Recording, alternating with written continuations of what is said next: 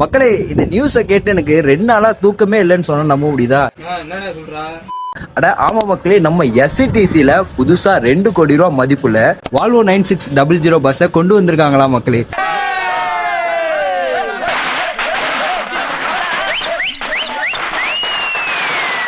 As I bus ஃபேனா இதை கேட்டு எனக்கு ரொம்ப எக்ஸைட்மெண்டா இருக்கு. எப்ப நம்ம அதுல டிராவல் பண்ண போறோம். இந்த பஸ்ஸோட சினிமேட்டிக் ஷாட் இந்த வீடியோ பின்னாடி போடுறேன். ஸோ மறக்காம பாருங்க, எப்படி இருக்குன்னு சொல்லுங்க.